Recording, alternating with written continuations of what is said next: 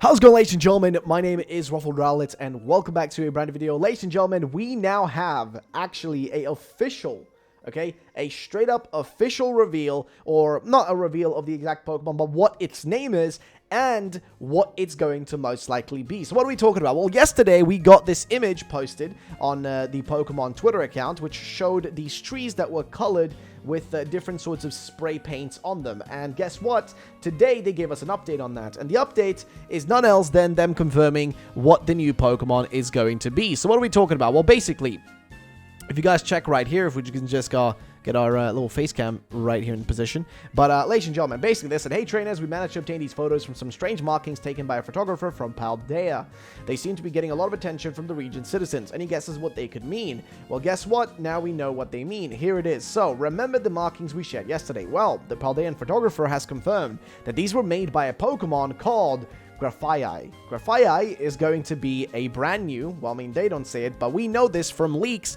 This is, ladies and gentlemen, our brand new monkey Pokemon. Now, what do I mean by monkey Pokemon? Well, basically, we already knew, and we've already been told a long time ago, that we were going to be getting a graffiti Pokemon, and this graffiti Pokemon actually matches with a graffiti character, which, again, watch my video from yesterday, I spoke about this, which matches with a graffiti NPC or character that's going to be somewhat important in the games or the story or whatever, and this graffiti character most likely will be using this new Pokemon, GRAFAIAI. So GRAFAIAI is going to be quite an important Pokemon for those characters, and as you can see right here, these new images seem to be, real high quality, by the way, but yes, they are markings again, which also match up with this forest, and I guess right here in the background, you guys can kind of see a little bit of what it looks like. So it seems to be a monkey slash lemur, right? Something along those lines. You can see it's kind of a shadow in the back here. And this is, again, one of these ARG thingies they do. And most likely tomorrow, we're going to get this thing revealed. So they say, literally, remember the markings yesterday? Well, photographer figured out what it is.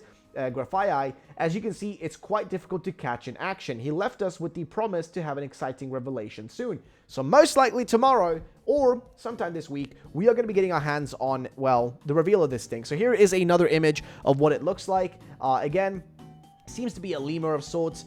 It is a monkey boy, so I'm excited to see what this is going to look like at the end of the day. But yeah, we also have the same thing here. We see it in the top spot right here. Again, it's a monkey, it's a lemur, whatever you want to call it. But yes, it's in the images, as you guys can see right there. And that's pretty much that. There's not really much else to say in regards to the images themselves. However, there is some points that are being made. So for example, its name, GRAFAIAI. So graph is definitely from graffiti, and II is actually also these lemurs, these monkey boys that exist, these lemurs that are kind of creepy, I'm not gonna lie. But also, that's the name of one of the main characters, I think the main character from Super Monkey Ball, right? So that's the same thing. So basically, yes, we're getting another monkey Pokemon that's going to be a sort of graffiti artist of sorts, which I think is pretty cool. And also, here's the post by Soul, who says, so freaking cool that Game Freak decided to base a Pokemon on this, which again is the Forest of Oma, which is in the Basque country, which is basically a forest where an artist drew a bunch of, like, eyes and just art on trees, and people go there and stuff like that. And either way, the inspiration mix actually could be incredible and just crazy. It was definitely intentional.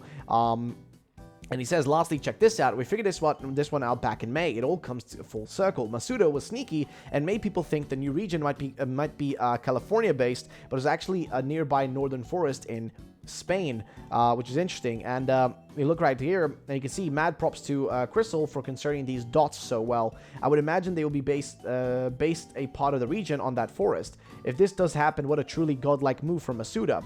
And what we're talking about here is we spoke, and this is specifically, I guess, remember, we spoke in Tokyo about how the Galar region was inspired by the media tour you did in Sun and Moon, which took you to the UK. Were you doing media tours for Sword and Shield, Masuda, Redwood, and then Laps?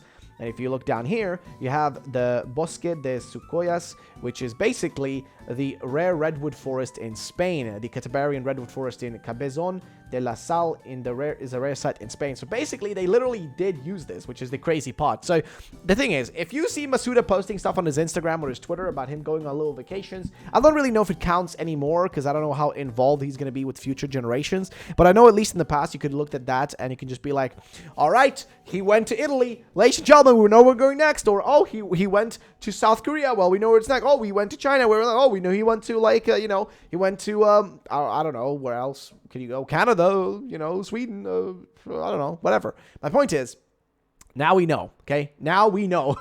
Now we know what the deal is. So we continue on to the next thing, which is the same thing here. Riddler says I, which again is, you know, the monkey, the lemur, this creepy looking thing. Not gonna lie, not cute, not cute at all. This thing is cute though, but this one looks creepy. I mean, geez. But nonetheless, now we know that. So we're gonna get that revealed tomorrow, and actually a pretty cool kind of ID down here, which is from Mondelicht Kotze, who says, or basically has an idea, and this is what Soul says. This is what I meant by not a lemur, ring-tailed, but I love this concept and artwork. I actually wish it was a ring-tailed lemur, because those were the ones, one of my favorite animals when I was a kid, instead of a GRAFAIAI, instead the GRAFAIAI freaks me out.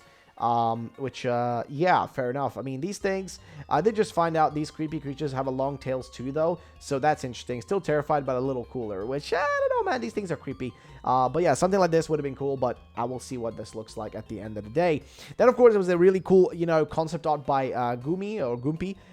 So shout out to Goompy, by the way. I will be using this in the thumbnail, so yes, I will be doing that. Shout out to Goompy for this one. But either way, so this is kind of a cool concept, which was basically for a graffiti Pokemon, and yes, it wasn't a bug type. I would have loved it if it was a bug type instead of a monkey.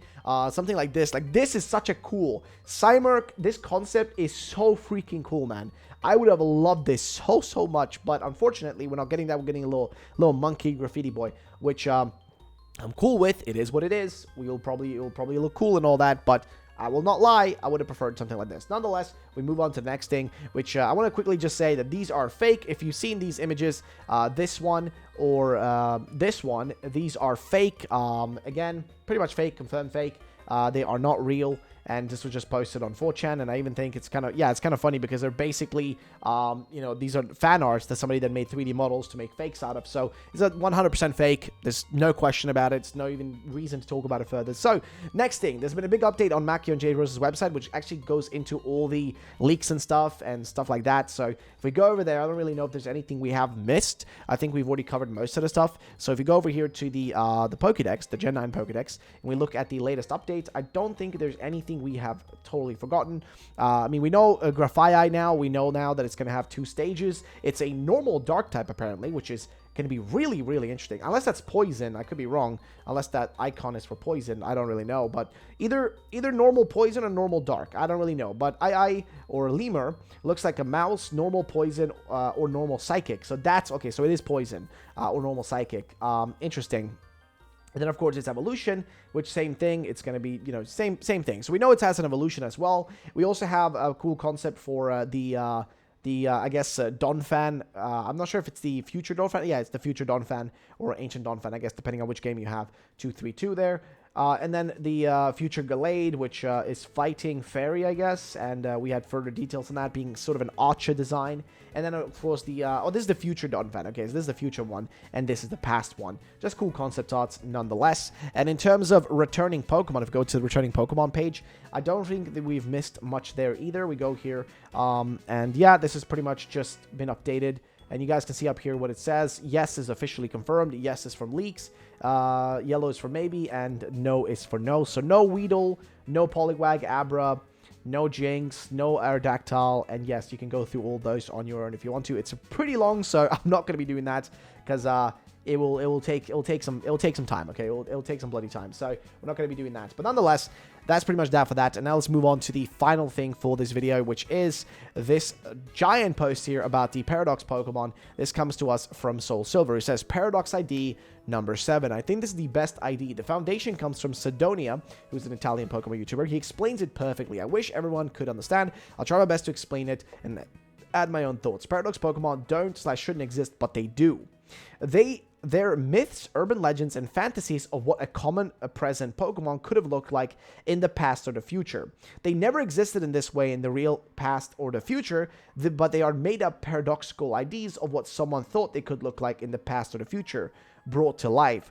We've never seen a dinosaur or what a dinosaur actually looked like in the past, so we have made up ideas of what they looked like. Same for the future. We haven't seen what a lizard will become millions of years into the future. Someone could have made up an idea what a future AI robo animal could look like. And Sidonia explains this as Koraidon being a paradox of the past and Miraidon a paradox of the future. He calls them hypotheses of a past that didn't exist and hypotheses of an uncertain future. This perfectly ties back into the color spectrum. Aside from the rainbow of types of related to Terrastol, These games are called Scarlet and Violet because of ultraviolet and infrared being on the opposite ends of the light spectrum. It's all about what we can see. If you equate the colors of the spectrum to Pokemon, all the Pokemon of color in the visual part of the spectrum are common present Pokemon that we, the present time, can see, but we cannot see the Pokemon on the two ends of the spectrum that aren't visible to human eyes, infrared and ultraviolet. Now, because we cannot see them, they represent a paradox. So they are there, but we can't see them, we can't tell them,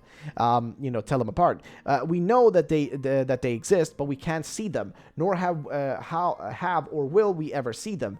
So how do they exist? This is where the literal definition of a paradox comes into play. Like Ku said, these Pokemon are literal paradoxes. And Sidonia also gave an example of paradox in this context. So here, this is a paradox. A paradox is a self-contradicting statement. This sentence on the right is false. The sentence on the left is true. So yes, it's a paradox because both are right and wrong at the same time. Good way to explain it, I guess. So yeah, it's pretty much that. So the Flintstones drive, the car itself is a paradox because no one in prehistoric times would have known what a car was or looked like, yet here it exists in the show but doesn't make sense being there. Someone from the present just imagined what cars would be like in the prehistoric times and brought it to life. So my theory is a similar one. I think someone or something created and brought these paradoxes out of imagination or coincidence, maybe purposely or totally by chance. Also, it seems that the energy it took to create these paradoxes is directly connected to the same energy that makes Terrastall work. The professors are studying Terrastall, but they also are directly related to the past and the future. As I've speculated many times, so might Arven be, or maybe even Nemona. Check out this list of paradoxes below and see the familiarities. So, definition of a paradox is a form of a figure of speech, which when heard or read can seem completely self-contradicting. So, basically, I guess I always lie. It is weird not to not be weird. Let God create a stone which he cannot lift. Do not go into water until you have learned to swim. So, yeah, it's contradicting, right? I always lie, which...